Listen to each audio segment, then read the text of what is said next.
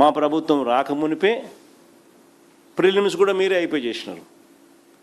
మేము ప్రిలిమ్స్లో పాస్ అయిన వాళ్ళకే మా ప్రభుత్వంలో తర్వాత మెయిన్స్ కండక్ట్ చేసి మాన్యువల్ కరెక్షన్స్ చేసి కోర్టు ఆర్డర్ల ప్రకారం కోర్టు ఆధ్వర్యంలోనే ప్రతి ప్రక్రియ జరిపి ఉద్యోగాలు ఇచ్చినారు.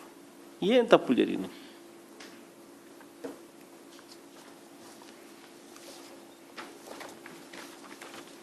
బేసిక్లీ ఈ రెండు విషయాలు ఈరోజు సుదీర్ఘంగా చెప్పడం జరిగింది.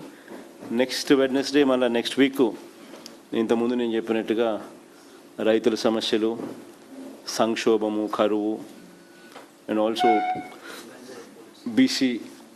బీసీలకు సంబంధించి ఎవరు ఏం చేసినారు, బీసీల రిజర్వేషన్లకు సంబంధించి అంశాలు, ప్లస్ పోలీసుల చేతనే డైరెక్ట్గా దగ్గరుండి గంజాయి అమ్మిస్తూ ఉన్న పరిస్థితి, రాష్ట్రం మొత్తం గంజాయి ఆంధ్రప్రదేశ్గా ఎలా మారిపోయింది, ఈరోజు ఏ రకంగా ప్రతి ఊరి చివర ప్రతి ఊర్లోకి గంజాయి పాకింది. ఇంత దారుణంగా గంజాయి మద్యం గ్రామ స్థాయిలోకి వెళ్ళిపోయిన పరిస్థితులు ఎప్పుడూ లేవు. ఎక్కడ చూసినా, ఏ సందు చూసినా బెల్ట్ షాప్ కనిపిస్తుంది, ఏ ఊరు చూసినా బెల్ట్ షాప్ కనిపిస్తుంది, ఏ సందు ఏ ఊరిలో చూసినా గంజాయి దొరుకుతాం. డైరెక్ట్గా పోలీసులే గంజాయి అమ్మిస్తూ ఉన్నారు. ఈ పరిస్థితి ఇంతకుముందు ఎప్పుడూ లేదు. వీటి మీద సుదీర్ఘంగా నెక్స్ట్ వీక్ మళ్ళీ మాట్లాడతాం.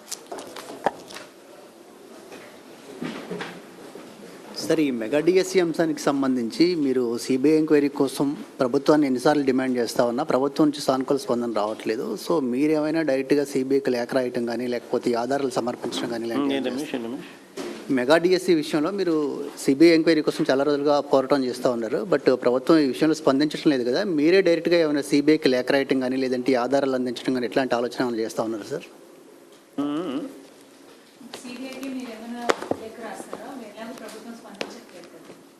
కోర్టులోనే వేసినామా, పిటిషన్ వేసినాం కోర్టులోనే. కోర్టులో పిటిషన్ ఉంది సిబిఐ ఎంక్వైరీ వేయాలని చెప్పి. జరుగుతూ ఉంది ఒక పిటిషన్ కూడా. అసలు నిజంగా నీకు చిత్తశుద్ధి ఉంటే నీకు ఛాలెంజ్ విసురుతున్నా కదా నేను. నేను రెడీ, నువ్వు రెడీనా అంటున్నాను కదా నేను. 2 ఇష్యూస్ సిబిఐకి పంపిద్దామని చెప్పి ఛాలెంజ్ తీసుకున్నారు కదా, రెడీ తీసుకోమని చెప్పు. That is what we been calling for. మన తరపు నుంచి కూడా మన ఎంపీలతో రిప్రజెంటేషన్ ఆల్రెడీ పంపించినాము, ప్రధానమంత్రికి రాసినాము. దీని మీద సిబిఐ ఎంక్వైరీ వేయాలా అని చెప్పి ఏపీ డిఎస్సి మీద. ఆ కాపీ కూడా మీకు పంపిస్తావు సార్, చూడండి ఒకసారి మీరు కూడా ఒకసారి కాపీ పంపించినాం ఒకసారి. డిఎస్సి రాసిన మనం డిఎస్సి విషయంగా మన ప్రధానికి, హోంమంత్రికి అందరికీ రిప్రజెంట్ చేసినాం. మన ఎంపీలు పోయి ఇచ్చినారు.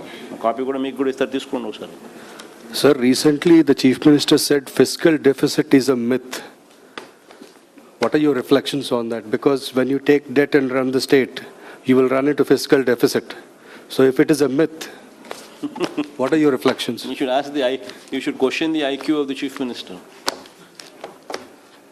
If someone being in the Chief Minister's post says that fiscal deficit is a myth, then what kind of IQ does he have?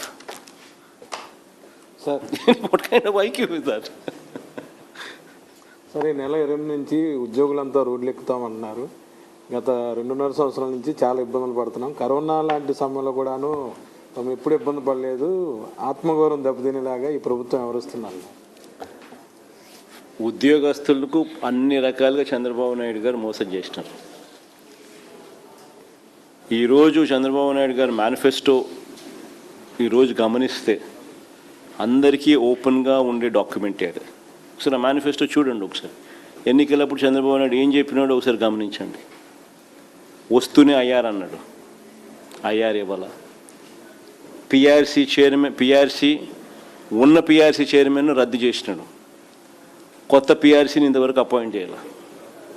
Appoint చేస్తే రికమెండేషన్ వస్తే జీతాలు పెంచాల్సి వస్తుందని చెప్పి అది కూడా రద్దు చేసినాడు. సో ఐఆర్ లేదు, పిఆర్సీ లేదు, 5 డిఎల్ పెండింగ్. ఇంకా సరెండర్ లీవ్స్ దగ్గర నుంచి మొదలు పెడితే ఏపీజీఎల్ఐ దగ్గర నుంచి ఇటువంటి అన్నీ లెక్కేసుకుంటే దాదాపుగా 35-40 వేల కోట్ల రూపాయలు బకాయిలు ఉన్నాయి.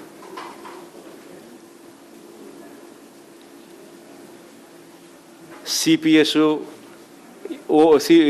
సిపిఎస్ను కూడా తీసేస్తాను అని చెప్పిన హామీ కూడా అది కూడా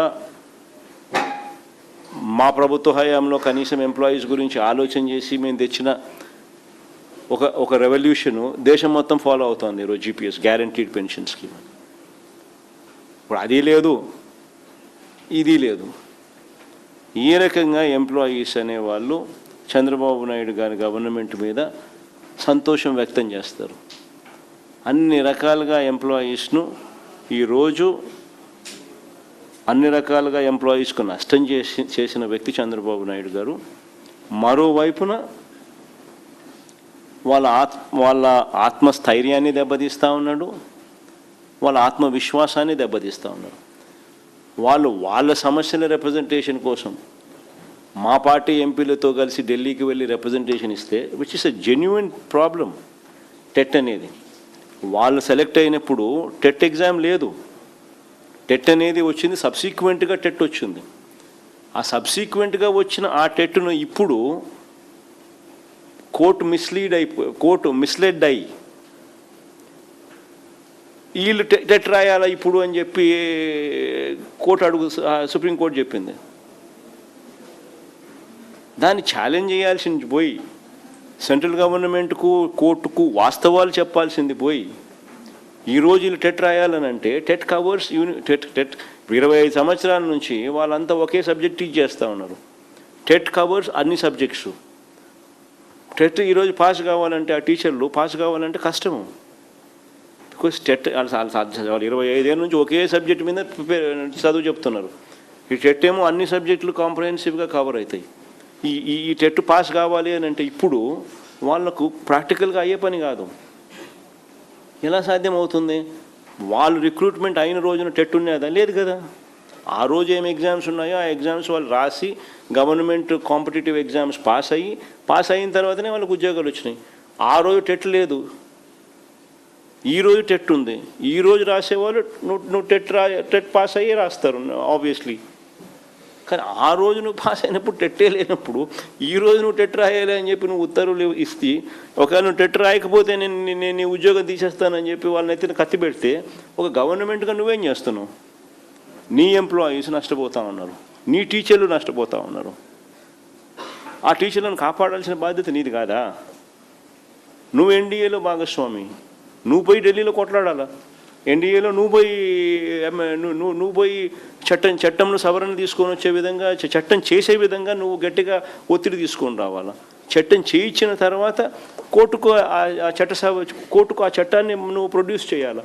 కోర్టులో గవర్నమెంట్ సైడ్ నుంచి ఆర్గ్యుమెంట్స్ చేయించాలి ఎఫెక్టివ్గా. నువ్వేం చేస్తున్నావు? ఏమి చేయడం.